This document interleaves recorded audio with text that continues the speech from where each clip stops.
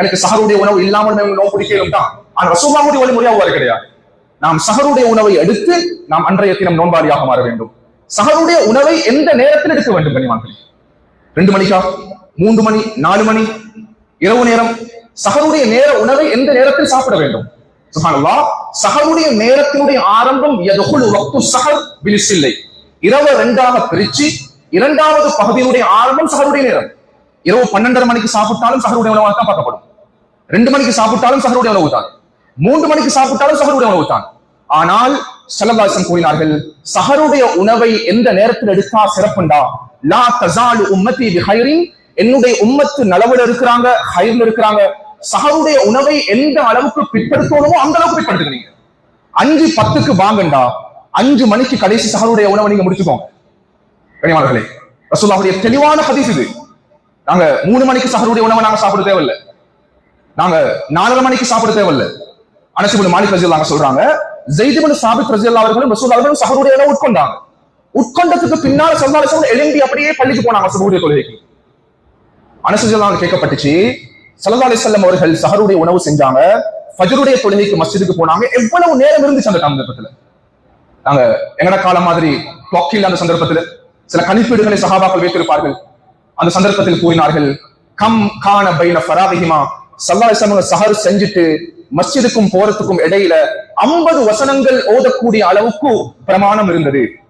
அதை நாங்க எங்கட வளமையில் எடுப்போம்டா, ஒரு 10 நிமிடம் அல்லது ஒரு 7 நிமிடம் அல்லது ஒரு 15 நிமிடம் சஹருக்கும் சுபஹுடைய தொழுகைக்கும் அதானுக்கும் அவ்வளவு நெருக்கமாக ஸல்லல்லாஹு அலைஹி வஸல்லம் அவர்கள் சஹருடைய உணவை உட்கொண்டிருக்கிறாங்க கண்ணியமானவர்களே. எனவே நாம் சஹருடைய உணவுக்கு முக்கியத்துவம் செலுத்த வேண்டும். அதே தருணத்தில் சஹருடைய உணவை பிற்படுத்தி உண்ண வேண்டும். இதுல இன்னொரு விடயம் இருக்குது. ஒவ்வொரு ரமபானுடைய சந்தர்ப்பத்திலும் ஞாபகப்படுத்துவதுண்டு. நிறைய பேர் சஹருடைய உணவை உட்கொள்ளக்கூடிய சந்தர்ப்பத்துல அதானுடைய சத்தம் கேட்கிறோம். பழைய மக்கள் இந்த விடயத்துல மிச்சம் பொடுப்போக்காக இருக்கிறாங்க. அந்த பொடுப்போக்கு எங்களோட புதிய மக்கள்கிட்ட வந்திருக்குது. சஹருடைய உணவு நாம் எடுத்துக் கொண்டிருக்கும் பொழுது அதானுடைய சத்தம் கேட்டுவிட்டால், குலு வஷ்ரபு ஹத்தா யதபய்யன லகுமுல் ஹைத்துல் அபியல் மினல் ஹைத்தில் அஸ்வத், என வாய்க்குள்ளால சாப்பாடு இருக்கும் என்றா அந்த சாப்பாட்டை நாம் விழுங்கிவிட்டால் அதானுடைய சத்தம் கேட்டுக்கொண்டிருக்கும் பொழுது அன்றைய நாள் நாம் நோன்பாளியாக கருதப்பட மாட்டோம். நான் கண்டிப்பாக இருக்கணும் இந்த விடயத்துல. ஒரு மனிதர் வாயில சாப்பாடு இருக்குது அல்லது தண்ணிய வாயில வச்சு கொண்டிருக்கிறாரு, குடிக்க ரெடியாகும் பொழுது அல்லாஹு அக்பர் சத்தம் கேட்டா, கண்ணியமானவர்களே, நம் வாயில் இருக்கக்கூடிய உணவை உடனடியாக துப்பிவிட்டால் ஃபலஃபஹு நோன்பாளியாக பார்க்கப்படுவார். இல்லாவிட்டால் அவர் அன்றைய தினம் நோன்பாளியாக கருதப்பட மாட்டார். அவர் நோன்பாளியாய் போல் இருக்க வேண்டும். அந்த நோன்பாளுக்கு பின்னால் அல்லாஹ் செய்யும். நிறைய பேர் இந்த விடயத்துல பொதுப்போக்காக இருக்கிறாங்க. நாங்க கஷ்டப்பட்டு சிரமத்தோடு நோன்பு பிடிக்கிறோம், நாங்க தஹஜ்ஜுதுக்கு எழும்புறோம், அமளிபாதத்துல ஈடுபடுறோம். இந்த சிறிய செயல்பாடுகளின் மூலமாக நோன்பாளி என்ற பட்டியலை விட்டு நாம் வெளியேறி வருகிறோம். எனவே அதானுக்கு முன்னால் சஹர் எண்ட் என்று ஒன்று இருக்குது. அந்த டைம் டேபிள் தந்திருப்பாங்க, சஹர் முடிவு. அந்த சஹர் முடிவை கவனித்துக் கொள்வது மிகவும் சிறந்தது. அந்த சஹர் முடிவை ஏற்படும் பொழுது நாம் நியத்தை முன்வைப்பதன் மூலமாக நோன்பாளியாக மாறிவிடுவோம். நவைத்து சௌமகதின் அன் அதாஇ ஃபர்தி ரமபானி ஹாதிஹி ஸனத்தில் இல்லாஹி தஆலா, இந்த நியத்தை வைக்கணும் என்று கட்டாயம் கிடையாது. இது ஒரு ஒழுங்கு முறைக்காக வேண்டிய ஃபுகஹாக்கள் இந்த நியத்தை ஏற்படுத்தி கொடுத்திருக்கிறாங்க. ஆக குறைந்தது நான் ரமபானுடைய நோன்பை நோக்கிறேன் என்று என்னுடைய கல்வில வந்துட்டாலும் நான் நோன்பாளியாக மாறிவிடுவேன். பொதுவாக நாம் கேள்விப்பட்டிருக்கிறோம், ஸல்லல்லாஹு அலைஹி வஸல்லம் கூறினார்கள், 3 பேருடைய துஆ ஒரு பொழுதும் தட்டப்பட மாட்டாது. ஸலாத்தத்துன் லா துரத்து தஅவத்துஹும், அதுல ஒருத்தர் எப்ப சஹருக்கு எழும்பி அவரு நோன்பாளியாக மாறுகிறாரோ, அமலோட இபாதத்தோட முழுமையாக இருந்து அவரு இஃப்தாருடைய கட்டம் வரைக்கும் ஒரு நோன்பாளி சஹருடைய நேரத்திலிருந்து அவர் மாலை நேரம் வரைக்கும் செய்யப்படும் துஆக்கள் ஒரு பொழுதும் அது தட்டப்பட மாட்டாது என்பதாக ஹதீஸ்ல வந்திருக்குது. அந்த கண்டிஷன்ஸ் இருந்தா, உடம்புல ஹரமான சாப்பாடு கிடையாது, ஹரமான தொழில், உடம்பு கிளியராக இருக்குது, அல்லாஹ் ஒரு காலமும் துஆவை தட்ட மாட்டார். அதுல ஸ்பெஷலான ஒரு டைம் தான் முழு நோன்புடைய காலமும் துஆவுடைய பகுதி. அதுல எப்பொழுது நாங்க இஃப்தாருடைய சந்தர்ப்பத்தை அடையணுமோ கண்ணியமானவர்களே, ஆக குறைஞ்சது அரை மணித்தியாலங்களுக்கு முன்னால நாங்க முஸல்லால உட்காரும். நிறைய பேர் பிஸி ஆகிரும். நாங்க பெண்களாக இருக்கலாம், ஆண்களாக இருக்கலாம். பெண்கள் வீட்டு வேலையில பிஸி ஆகிருவாங்க, ஆண்கள் அவங்க அவுட்ல இருந்து அவங்க பிஸி ஆகிருவாங்க. ஆக குறைஞ்சது அரை மணித்தியாலங்களுக்கு முன்னால முஸல்லால உட்காரணும். படைத்த ரப்புக்கு இல்லாத முன்னால துஆ செய்ய ஆரம்பிக்கணும். கனிமார்களே, அல்லாஹ் தஆலா அவனுடைய ஆகிரத்துடைய தேவைகளாக இருக்கலாம், துனியாவுடைய தேவைகளாக இருக்கலாம், அல்லாஹ் அதை தட்ட மாட்டான் இன்ஷா அல்லாஹ்.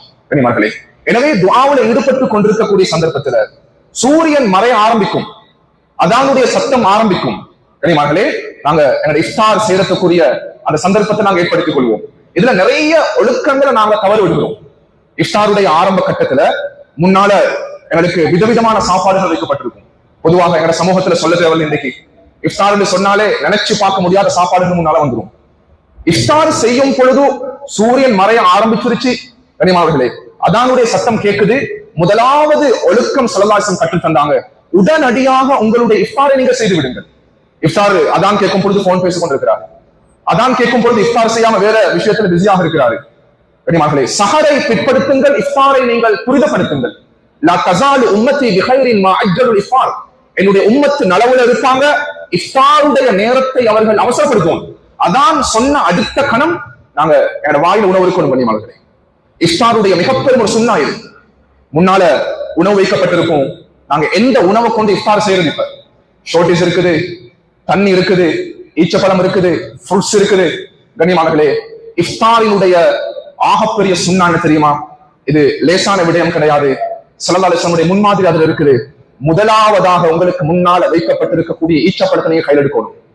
2 விதமான ஈச்சப்பழங்கள் இருக்குது. அது முதலாவது சொல்லுவாங்க ருத்தபுன்னு சொல்லுவாங்க, 2வது தம்ருன்னு சொல்லுவாங்க அரபுல. தம்ரு என்றால் காஞ்ச ஈச்சப்பழம். பெரும்பாலும் வேற சமூகத்துல நாங்க அந்த தம்ரு தான் நாங்க யூஸ் பண்ணுவோம். ருத்தபு யூஸ் பண்றவங்க மிச்சம் குறவு. அது முத்தின பழமாக இருக்கும், பழுத்த பழமாக இருக்கும், ஈரலிப்பு தன்மையோடு இருக்கும். கிட்டத்தட்ட 30% 35% அது சாஃப்டாக இருக்கும், அது தண்ணி தன்மையில் இருக்கும். ருத்தப் தம்ரு. ஸல்லல்லாஹு அலைஹி வஸல்லம் அவர்கள் இஃப்தார் செய்யும் பொழுது தேர்வு செஞ்ச பழம் ருத்தப். அது அவங்க தம்ரு தேர்வு செய்யல. எங்கட நாட்டுல அது குறவு, ஆனா இன்னைக்கு ஷாப்புகள்ல இருக்குது ருத்தப். கொஞ்சம் அடிக்கடி வெளியால போயிட்டு வரவங்க ருத்தவை பாய்ப்பாங்க. கனிமார்களே, ரசூலுல்லாஹ் முதலாவதாக தேர்வு செஞ்சாங்க ருத்தப் தான். இல்ல எங்களுக்கு ருத்தப் இல்லண்டா கனிமார்களே தம்ருக்கு போகலாம். ருத்தம் இல்லாவிட்டால் தம்ரு, ருத்தமும் இல்ல தம்ரும் இல்ல. கனிமார்களே, அடுத்தது முன்னால் இருக்கிற ஷோர்டேஜ்க்கு போறல. ஸல்லல்லாஹு அலைஹி வஸல்லம் அவர்கள் ரசூலுல்லாஹ்வுடைய வழிகாட்டல், தண்ணி எங்கட கையில் எடுக்கணும். ஈச்சப்பழம் முற்படுத்தப்படணும். ஈச்சப்பழம் இல்லாவிட்டால் தண்ணியை நாம் எடுக்கணும். தண்ணியை குடித்த பிற்பாடு தான் அடுத்த உணவு எடுக்கணும். கனிமார்களே, இதுல நாங்க கண்டிப்பாக புரிந்து கொள்ளக்கூடிய விடயம், அல்லாஹ் பெரும்பாலும் எல்லாரும் வீட்டிலையும் ஈச்சப்பழங்கள் இருக்கும். ஈச்சப்பழம் மாதிரி உலகத்தில் ஒரு பழம் கிடையாது. அவ்வளவு சிறப்புகள் ஈச்சப்பழத்தில் இருக்குது. பொதுவா எங்களுக்கு கொஞ்சம் சர்ச் பண்ண விளங்கும், உலகத்துல 3000க்கும் மேற்பட்ட ஈச்சப்பழ வர்க்கங்கள் இருக்குதான். சுப்ஹானல்லாஹ், 3000க்கும் மேற்பட்ட ஈச்சப்பழ வர்க்கங்கள். ரசூலுல்லாஹ்வுடைய காலத்துல ஈச்சப்பழம் பிரதான உணவாக பார்க்கப்பட்டிருக்குது. ஹதீஸ்கள்ல நாங்க எங்களுக்கு தெரிஞ்ச ஈச்சப்பழம் அஜ்வா ஈச்சப்பழம் எங்களுக்கு தெரியும், சுக்கர்ல ஈச்சப்பழம் இருக்கு தெரியும், மஜ்தூல் ஈச்சப்பழம் இருக்கு, சம்டைம்ஸ் சிலவங்க தெரிஞ்சு வச்சுக் கொள்வாங்க. சஃபாவான் ஈச்சப்பழம் இருக்குது. 3000க்கும் மேற்பட்ட ஈச்சப்பழங்கள் இருக்குதான். ஒரு மனிதன் ஈச்சப்பழத்தை உண்ணுவதன் மூலமாக அவனுடைய உடல்ல நிறைய நோய்களுக்கு ஆரோக்கியம் இருக்குது. அவனுடைய மூளை, அவனுடைய உடலுடைய உறுப்புகள், அது இரும்பு சக்தி, விட்டமின் சி என்று பல பல விடயங்களை ஆரோக்கிய வைத்தியர்கள் முன்வைத்திருக்கிறாங்க. கனிமார்களே, அதுல நாங்க குறைஞ்சது ரசூலுல்லாஹ்வுடைய ஹதீஸ் இருக்குது, ஒவ்வொரு நாளும் சுபஹுடைய நேரத்துல எந்த மனிதர் 7 ஈச்சப்பழங்கள் அஜ்வா குவாலிட்டியை சேர்ந்த ஈச்சப்பழத்தை சாப்பிடுறாங்களோ, ஸல்லல்லாஹு அலைஹி வஸல்லம் தெளிவான ஹதீஸ் இருக்குது, அல்லாஹ் தஆலா அந்த மனிதனுடைய உடம்பை பலவிதமான ஆபத்திலிருந்து அல்லாஹ் பாதுகாக்கிறான். சூனியம், உடம்புல நஞ்சு தன்மைகள், இன்னைக்கு ஏற்பட்டிருக்கு, இன்னைக்கு நாங்க சாப்பிடக்கூடிய கெமிக்கல் சாப்பாடுகள் அனைத்துக்கும் ஷிஃபா இருக்குது 7 அஜ்வா ஈச்சப்பழத்துல. கனிமார்களே, ஆக சிறப்புக்குரிய பழம் அஜ்வா ஈச்சப்பழம். சுப்ஹானல்லாஹ், ஒரு கர்ப்பிணி தாய்க்கு கூட உங்களுக்கு தெரியும், மரியம் அலைஹிஸ்ஸலாத்து வஸ்ஸலாம் அவர்கள் அவங்க ஈசா அலைஹிஸ்ஸலாம் அவர்களை சுமந்து கொண்டிருக்கக்கூடிய சந்தர்ப்பத்துல நபி ஈசாவை பெற்றெடுக்கும் தருணத்தில் ஈச்சப்பழத்து மரத்துக்கு இருந்தாங்க. குர்ஆன் பேசுது ஈச்சப்பழ மரத்துக்கு மேல. அந்த ஈச்சப்பழ மரத்துக்கு அடியில் இருக்கும் பொழுது ஃபஜாஹல் மஹாஸ், அவர்களுக்கு அந்த டெலிவரியுடைய டைம் வந்துட்டு அல்லாஹ்வுக்கு முறைப்பாடு செஞ்சாங்க, இறைவா எனக்கு மௌத்து வந்தா நல்ல மாதிரி இருக்குது, அவ்வளவு சுமையாக இருக்குது இந்த கற்பம். அல்லாஹ் தஆலா மரியம் அலைஹிஸ்ஸலாம் பார்த்து அந்த ஒரு அசரீடு சத்தத்தை அல்லாஹ் ஏற்படுத்தினான். பின்னால் ஒரு சத்தம் வந்துச்சு, வஹுஸி இலைக்கி பிஜுதின் நஹ்லா, உங்களுக்கு பக்கத்தில் இருக்கக்கூடிய ஈச்ச மரத்துடைய கிளைகளை அசையுங்கள், ஈச்ச பழங்கள் கீழே விழும், அந்த ஃப்ரெஷ்ஷான பழத்தை எடுத்து நீங்க சாப்பிடுங்க. உபயோகங்கள் தெளிவுபடுத்துறாங்க, கற்பிணி தாய்மார்கள் தங்களுடைய அந்த கற்ப காலத்தில் ஈச்ச பழங்களை சாப்பிடுவதன் மூலமாக அவர்களுடைய கற்பம், அந்த டெலிவரியுடைய சந்தர்ப்பம் லேசுபடுத்தப்படுகிறது. குர்ஆனுடைய வசனம் இது. கனிமகளே, எனவே ரமதானுடைய காலம் ஹதீஸில் தெளிவாக வந்த விடயம், நாங்க எங்க இஃப்தாருடைய சந்தர்ப்பத்தை ஈச்சப்பழத்தை கொண்டு ஆரம்பிக்கிறது இன்ஷா அல்லாஹ். இறுதியாக இஃப்தார் செஞ்சு முடிஞ்ச கடைசி சந்தர்ப்பம், கனிமகள் நிறைய பேர் நாங்க ஓத வேண்டிய சில துஆக்களை நாம் மறந்து விடுகிறோம். 2 விதமான துஆ இருக்குது ஹதீஸில் பதிவு செய்யப்பட்ட துஆ. அதில் முதலாவது அல்லாஹும்ம லக ஸும்து வ அலா ரிஸ்கிக அஃதர்து. இரண்டாவது துஆ இருக்குது ذهب الظمأ وابتلت العروق وثبت الاجر ان شاء الله. இந்த ரெண்டு துஆக்களும் அபூதாவூதில் பதிவு செய்யப்படக்கூடியது. இந்த ரெண்டு துஆக்களையும் சேர்த்து நாம் ஓத வேண்டும். ஃபுகஹாக்கள் தெளிவுபடுத்துவாங்க. அல்லாஹும்ம லக ஸும்து வ அலா ரிஸ்கிக அஃதர்து. இறைவா உனக்காகவே நோன்பு நோற்றேன், உன்னுடைய ரிஸ்க்ல இருந்து நான் நோன்பு திறந்திருக்கிறேன். இரண்டாவது துஆ ذهب الظمأ தாகம் தீர்ந்து விட்டது, وابتلت العروق என்னுடைய உடம்புக்குள்ளால் இருக்கக்கூடிய நரம்புகள் நலைந்து விட்டன, وثبت الاجر ان شاء الله கட்டாயமாக இன்ஷா அல்லாஹ் உன்னுடைய கூலியும் சரிப்பட்டு விட்டது என்ற இந்த ரெண்டு துஆக்களை நாம் எங்களுடைய இஃப்தாருடைய சந்தர்ப்பத்தில் ஓதிக்கொள்ள வேண்டும். எனவே அல்லாஹ் தஆலா இந்த இஃப்தாருடைய ஒழுக்கங்களை பேணி நாம் நோன்பை திறக்கக்கூடிய சந்தர்ப்பத்தை அல்லாஹ் நசீபாக்குவானா. அபூ தர்தா ரலியல்லாஹு அன்ஹு சொல்றாங்க, அபூ ஹுரைரா ரலியல்லாஹு அன்ஹு ரசூலுல்லாஹ் என்ன வசியத்தை செஞ்சாங்களோ அதே வசியத்தை எனக்கும் செய்தார்கள். என்னுடைய வாழ்க்கையில இந்த மூன்று காரியங்களை நான் விட்டதே கிடையாது. துஹாவுடைய தொழுகை, வித்ருடைய தொழுகை, மாதாந்த 3 நோன்புகள். கண்ணியமானவர்களே, இந்த துஹாவுடைய தொழுகையை நாம் ஆரம்பம் செய்ய வேண்டும். இதுல சிறப்பம்சங்களை அடித்துக் கொண்டே போகலாம். ஒரு அழகான ஹதீஸ் இருக்குது. நான் நினைக்கிறேன் தொடர்ச்சியாக இதை செய்யறது கஷ்டமாக இருக்கும். நாங்க வாரத்துல ஒரு விடுத்தமாவது இந்த ஹதீஸை நாங்கள் அமல் செய்யறதுக்கு முயற்சி செய்வோம். திருமதியில பதிவு செய்யப்படக்கூடிய ரிவாயத், ஒரு மனிதன் சுபஹுடைய தொழுகைக்கு ஜமாத்தாக வந்து தொழுதுட்டு சலாம் கொடுத்த உடனே வெளியே பாயல்ல, மஸ்ஜிதில் உட்கார்ந்து கொண்டே இருந்தாரு. திக்ரோட துஆவோட இருந்து சூரியன் உதயமாகிட்டு, சூரியன் உதயமானத்துக்கு பின்னால சற்று துஹாவுடைய நேரம் ஆரம்பமாகும். ஸல்லல்லாஹு சொன்னாங்க, சுபஹுடைய தொழுகையை ஜமாத்தா தொழுதுட்டு துஹாவுடைய தொழுகையை அதே இடத்துல மஸ்ஜிதில் இருந்து 2 ரக்காத் தொழுதுட்டாரண்டா, கனிமானவர்களுடைய நன்மைகள் ஆச்சரியமாக இருக்குது. கஅஜ்ரி ஹஜ்ஜத்தின் வ உம்ரத்தின் தாமத்தின் தாமத்தின் தாமத்தின். ரசூலுல்லாஹ் அவங்க 3 விடுத்தங்கள் இந்த தாமான்ற வார்த்தை பாவிச்சாங்க. பூர்த்தியான ஹஜ் உம்ரா செஞ்ச நன்மை அல்லாஹ் கொடுக்கிறான். அல்லாஹ் அக்பர். துஹா சுபஹுடைய தொழுகை. இன்னும் ஒரு ஹதீஸ் இருக்கு. ஸல்லல்லாஹு சொன்னாங்க, ஒரு மனிதர் 2 ரக்காத் துஹாவை தொழுறாரு. தபரானில பதிவு செய்யப்பட்ட ரிவாயத். அதே 2 ரக்காத்தை தொழுது முடிச்சிட்டு புஹருக்கு மஸ்ஜிதுக்கு வராரு. புஹருக்கு முன்னால 4 ரக்காத்த சுன்னத்தை தொழுதா புனிய லஹு பைத்துன் ஃபில் ஜன்னah, சுவனத்தில் அவருக்கு ஒரு வீடு கட்டப்படும். கனிமானவர்களே, அவ்வளவு ஆச்சரியமான அமல்களை நாங்க இன்னைக்கு மிஸ் பண்ணி கொண்டிருக்கிறோம். ஒரு மனிதன் ரிஸ்க தேட போற ஆரம்ப கட்டம் பிசினஸ் தொழில், துஹாவை தொழுதுட்டு போங்க, அல்லாஹ் அதன் மூலமாக ரிஸ்கை பெருக்கி கொடுப்பான். எனவே இந்த துஹாவுடைய நேரம் எப்ப ஸ்டார்ட் ஆகும்? சூரியன் உதித்து ஒரு அம்பினுடைய அளவு உயரணும். அப்படி என்றா 15 நிமிடங்கள் அல்லது 20 நிமிடங்கள் கிடக்கும் பொழுது துஹாவுடைய நேரம் ஸ்டார்ட் ஆகும். ஆக குறைஞ்சது 2 ரக்காத். கனிமானவர்களே, அதுல பூர்த்தியான முறை 8 ரக்காத். ரசூலுல்லாஹ் அதிகமாக 8 ரக்காத் தொழுதிருக்கிறாங்க. மேக்சிமம் கூடினா ஆக கூடினது 12 ரக்காத் வரைக்கும் போகலாம். 2, 8, 12. விரும்பினா 4 தொலையிலும், விரும்பினா 6 தொலையிலும், விரும்பினா 10 தொலையிலும்.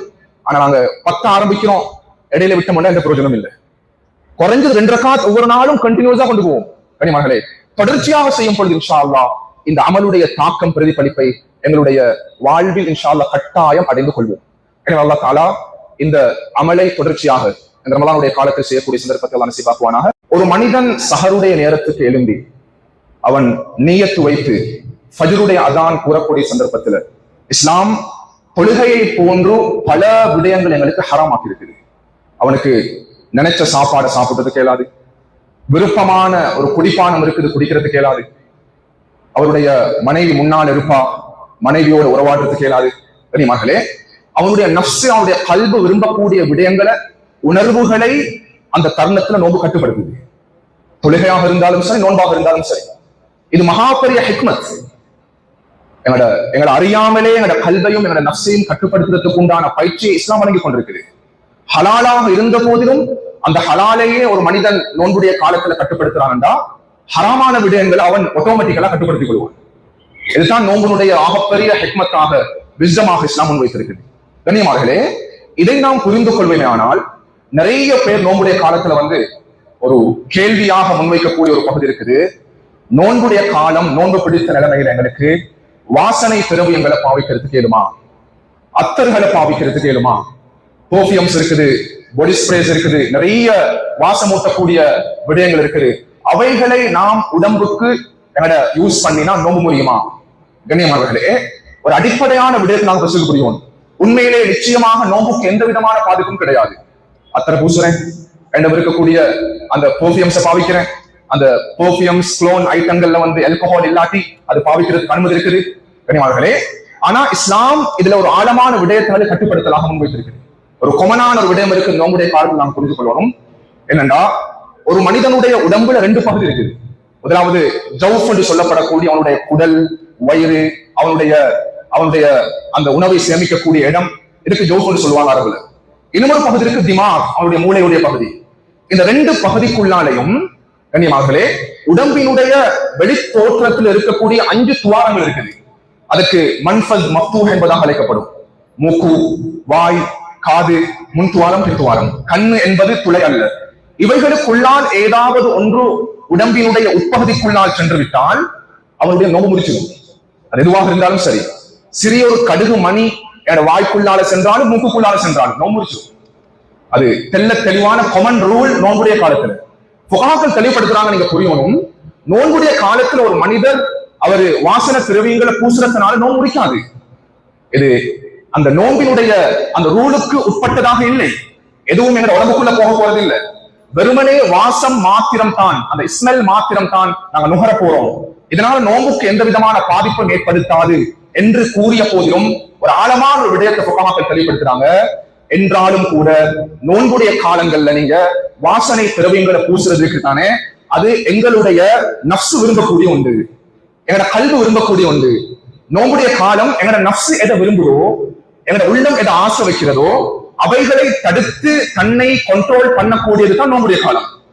ஒருத்தர் சொன்னார், ஹசரத் நான் ஆபீஸுக்கு போறது, நாங்க எப்படிக்கும் போகும் பொழுது ஸ்ப்ரே பண்ணிட்டு தான் போவோம், அது எனக்கு பழகி போச்சு. நோம்புடைய காலம் ஸ்ப்ரே பண்ணாம போறதுக்கு இயலாதா, ஸ்ப்ரே பண்ணி கொண்டு போகணும், இது ஏதாவது அனுமதி இருக்குதா? நான் சொன்னேன், எந்த விதமான தடையும் கிடையாது, நோன்பை முறிக்காது. என்றாலும் கூட இந்த இடத்துல தான் மார்க்க அறிஞர்கள் தெளிவுபடுத்துறாங்க, தர்க்கு ஷஹவாத்தில் முபாஹா, அது உணவை உட்கொள்வது கூட அதுதான், அது நோய் முடிச்சிடும். ஆனா அத்தர பூசலத்தின் மூலமாக போகியோ பாவிக்கிறதன் மூலமாக நோய் முடிக்காது. என்றாலும் இவைகளை தவிர்த்து கொள்ளுங்கள், இவைகளை தவிர்த்து கொள்ளுங்கள். உங்களோட நஃப்ஸுக்காக வேண்டி நஃப்ஸ் ஆசிரிக்கக்கூடிய விடயங்களை நீங்க தடுத்து போங்க. நீங்க நோம்புடைய காலத்துல இதை தடுத்துக் கொள்வது, அத்தர்களை பூசாம இருக்கிறது சுன்னா. இது ரசூலுல்லாஹ்வுடைய வழிகாட்டல். எனவே பூசினால் நோன்பை முடிக்காது, அதை பூசாமல் இருப்பது சால சிறந்தது. இது ஒரு சுண்ணாவாக பார்க்கப்படுகிறது. சில சந்தர்ப்பங்கள்ல சஃப்ல இருப்போம் நாங்க, சில மக்கள் இந்த கட்டுப்பாடுகளோட நோம்பு நோட்டு இருப்பாங்க. சிலவங்க கோஃபியம்ம பாவிச்சுட்டு அக்கறை பாவிச்சுட்டு வந்து பக்கத்துல நின்றுவாரு. பக்கத்துல சொல்லக்கூடியவருக்கு மிகவுமே டிஸ்டர்பாக இருக்கும். என்னப்பா நான் பூசாம வந்தாலும் கூட பூசின மாதிரி தான், அவரு அத்தரை பாவிச்சுட்டு வந்திருக்கிறாரு, கோஃபியம்மை பாவிச்சுட்டு வந்திருக்கிறாரு, எனக்கு நோம்புடைய காலம் இது நான் பாதுகாத்து இருந்து கொண்டிருக்கிறேன், அடுத்தவருக்கு அது டிஸ்டர்பாக இருக்கும். கனிமார்களே, ஷரியத்துல தடை இல்லாவிட்டாலும் இவ்வாறான விடயங்களை நாம் நோம்புடைய காலத்துல இவைகள் இருந்து எங்களை பாதுகாத்துக் கொள்ளணும்.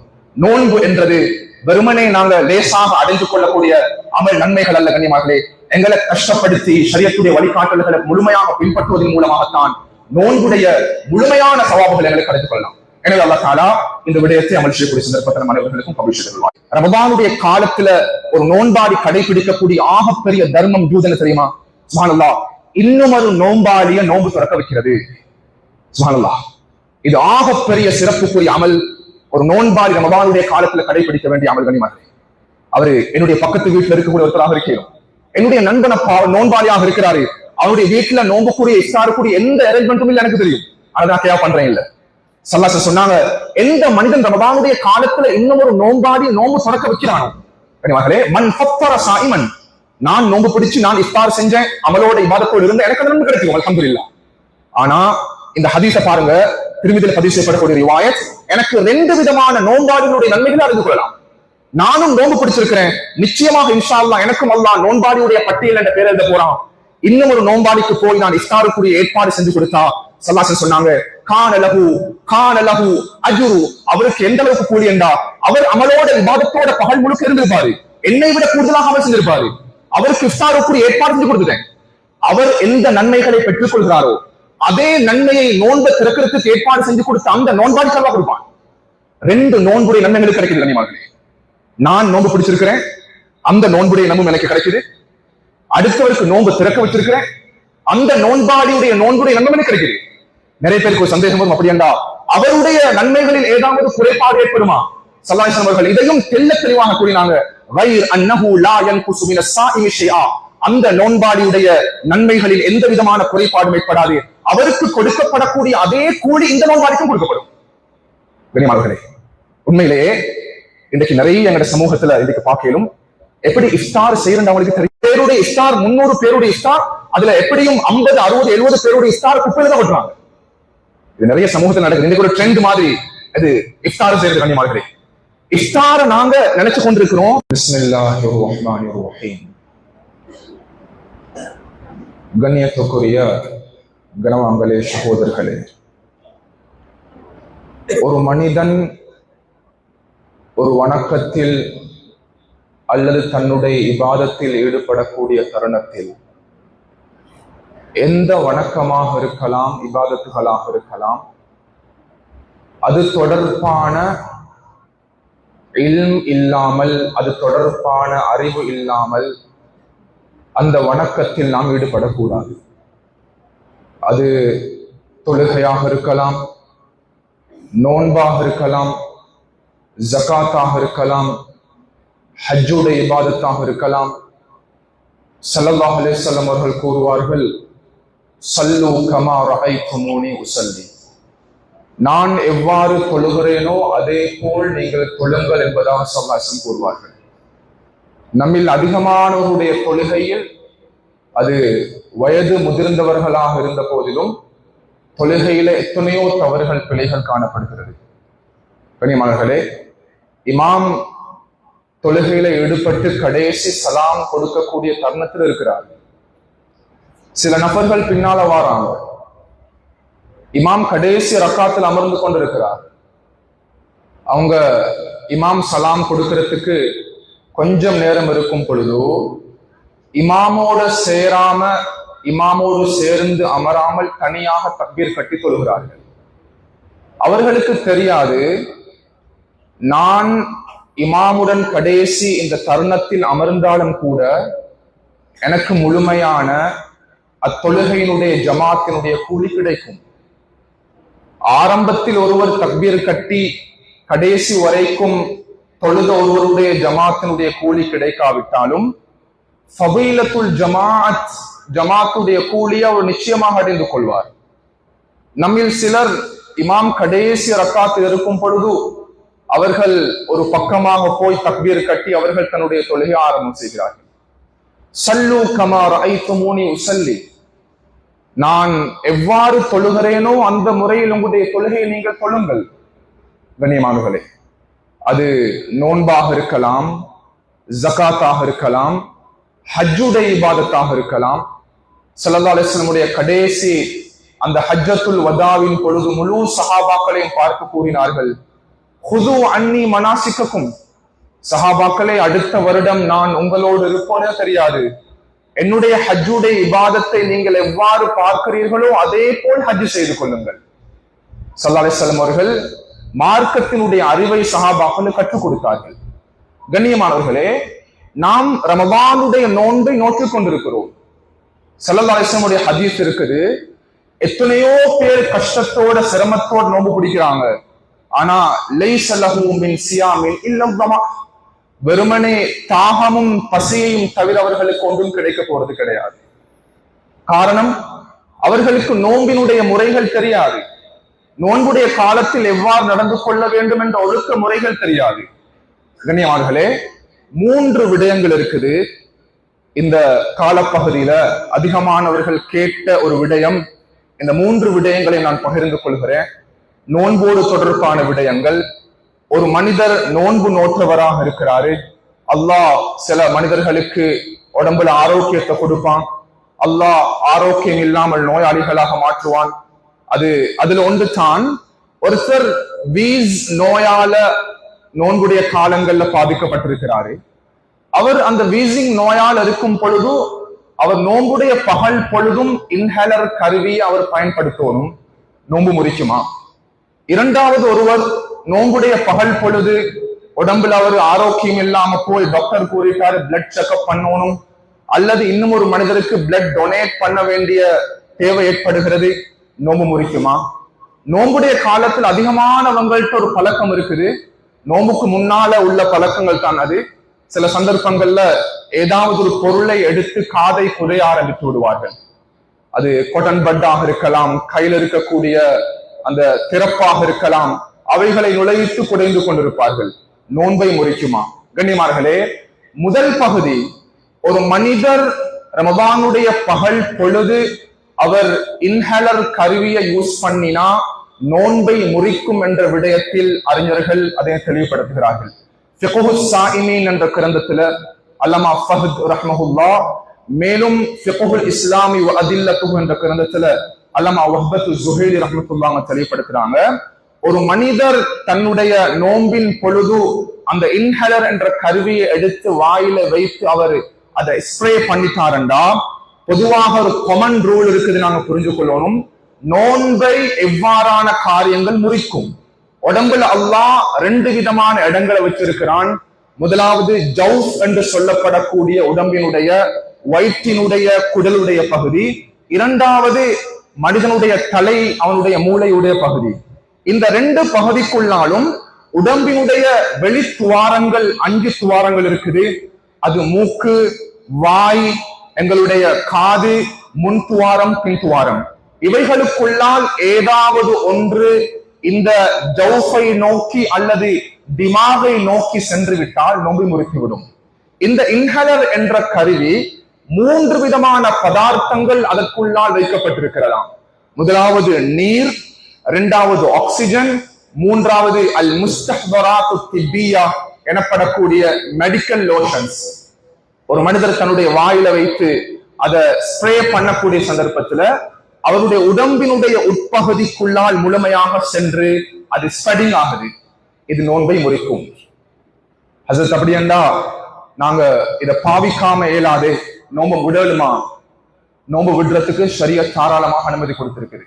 அவர் தருணம் கிடைக்கும் பொழுது அடுத்த ரமதானுக்கு முன்னால விட்ட நோன்பை அவர் கலா செய்து கொள்வார். இரண்டாவது பகுதி பிளட் செக்அப் என்றது உண்மையிலே என்று எந்த நோய் எடுத்தாலும் முதலாவதாக டாக்டருடைய அட்வைஸ் போய் நீங்க பிளட் செக்அப் பண்ணிட்டு வாங்கன்னு சொல்லிட்டு, அல்லது என்னுடைய ஒரு ரிலேஷன்ல ஒருத்தருக்கு நான் பிளட் டொனேட் பண்ண வேண்டிய கட்டம் வந்துட்டு அவருக்கு ஓ பாசிட்டிவ் பிளட் இல்லைண்டா எனக்கு தெருக்கி அந்த ரத்தத்தை நான் கொடுத்து ஆகணும். ரசூலுல்லாஹுடைய முன்மாதிரியான ஒரு ஹதீஸ் இருக்குது. ஸல்லல்லாஹு அலைஹி வஸல்லம் அவர்கள் நோன்புடைய காலத்துல, இது சஹீஹ் புகாரில பதிவு செய்யப்படக்கூடிய நரேஷன், இஹ்தஜம ரசூலுல்லாஹ் வஹுவ ஸாயிம், அன்பு நபி அவர்கள் நோன்பு நோற்ற நிலைமையில் நபி அவர்கள் கப்பிங் பண்ணிருக்கிறாங்க. கப்பிங் என்றது ரசூலுல்லாஹுடைய காலத்துல அது தென்பட்ட மிக முக்கியமான ஒரு ட்ரீட்மெண்ட். நாங்க அதை சொல்லுவோம், ரத்தம் குத்தி எடுக்கிறது. ஸல்லல்லாஹு அலைஹி வஸல்லம் அவர்கள் நோன்புடைய காலத்துல ரசூலுல்லாஹ் அவர்கள் நோன்பு நோற்று கொண்டிருக்கும் பொழுது ரத்தம் குத்தி எடுத்திருக்கிறாங்க. இந்த ஹதீஸ் கண்ணியமார்களே, உடம்புக்குள்ள இருக்கக்கூடிய பிளட் வெளியே வரும். இது ஒரு வைத்திய முறை. இன்றும் நிறைய இடங்கள்ல பல முறைகள் இது செய்யப்படுகிறது. இந்த ஹதீஸை மையமாக வைத்து ஒரு மனிதர் அவருடைய பிளட் செக்அப் பண்ண வேண்டி வந்தா பண்ணலாம், நோன்பு முறிக்காது.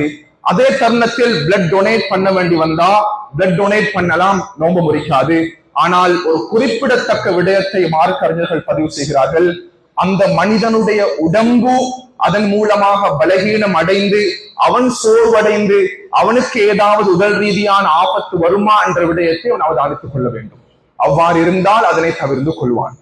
மூன்றாவது பகுதி, ஒரு மனிதன் நோன்பினுடைய பகல் பொழுது நோன்பு நோற்ற நிலைமையில் ஒரு விடயத்தை எடுத்து அவனுடைய காதுக்குள்ளால் செலுத்தினால், லவ் அத்ஹல ஃபீ உதுனிஹி ஊதன் பகல ஸௌமுஹு, அல்லாமா ஷிர்பினி ரஹ்மத்துல்லாஹி அவர்கள் கூறுகிறார்கள், முக்னில் முஹ்தாஜ் என்ற கிரந்தத்துல, ஒரு மனிதன் ஒரு குச்சை எடுத்து ரமதானுடைய பகல் பொழுது தன்னுடைய காதுக்குள்ளால் நுழைவிட்டால், அது காதினுடைய உட்புறம் வரைக்கும் சென்று விட்டால் அவனுடைய நோன்பை அது முறித்துவிடும். நாங்க நோன்புடைய நன்மைகளை அடையிறது லேசி கிடையாது கண்ணியமார்களே. அல்லாஹ் ரையானை தயார்படுத்தி வைத்திருக்கிறான். சுவனத்தில் இவ்வாறு அதனுடைய அந்தஸ்துகள் இருக்குது. அல்லாஹ் கூலி கொடுக்கிறான். நாங்க ரமதானுடைய காலத்தை அது சீராக பயன்படுத்தினால் தான் எங்களுக்கு இந்த கூலி அடைந்து கொள்ள முடியும். எனவே அல்லாஹ் தஆலா இந்த விடயங்களை நம்முடைய வாழ்வில் அமல் செய்யக்கூடிய சந்தர்ப்பத்தை அல்லாஹ் கபூல் செய்துவானாக.